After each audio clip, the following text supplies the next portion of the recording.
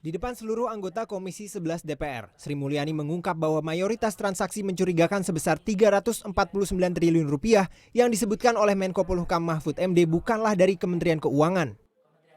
Setelah mendalami 300 surat laporan yang dikirimkan oleh PPATK, Sri Mulyani menyebut bahwa total 349 triliun tersebut terbagi menjadi 3 klasifikasi utama. Yang pertama adalah 100 surat yang ditujukan ke aparat penegak hukum atau kementerian lembaga lain sebesar 74 triliun rupiah, 65 surat terkait dengan data transaksi korporasi eksternal dengan nilai 253 triliun rupiah, serta 135 surat terkait dengan pegawai dan korporasi senilai 22 triliun.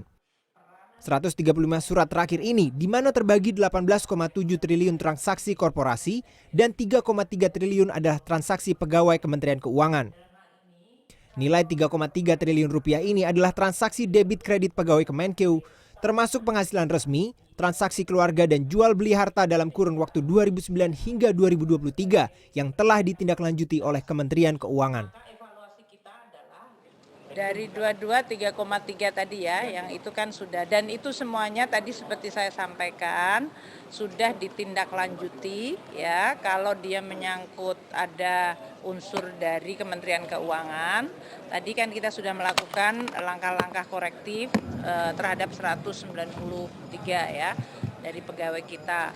Kalau ada transaksi yang kemudian berhubungan dengan fraud, yang kemudian ada indikasi pidana, kita kemudian menyampaikan ke APN dan jumlahnya, serta kerjasama dari Inspektorat Jenderal dengan... Anggota Komisi 11 DPR dari fraksi Golkar, Misbakun, menyayangkan penjelasan Sri Mulyani yang dinilai tak cukup memperjelas akar masalah dari dugaan transaksi mencurigakan sebesar 349 triliun.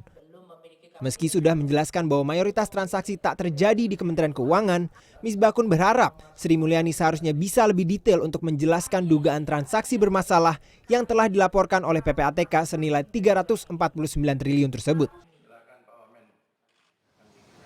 Tidak terdeteksi sejak awal.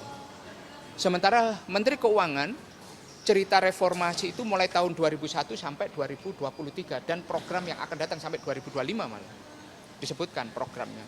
Tetapi untuk mendeteksi dini itu aja tidak bisa kemudian memberikan klarifikasi. Klarifikasi tidak.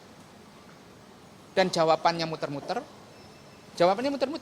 Dan cenderung untuk apa? Untuk seakan-akan tidak ada sesuatu yang luar biasa dari jawaban itu.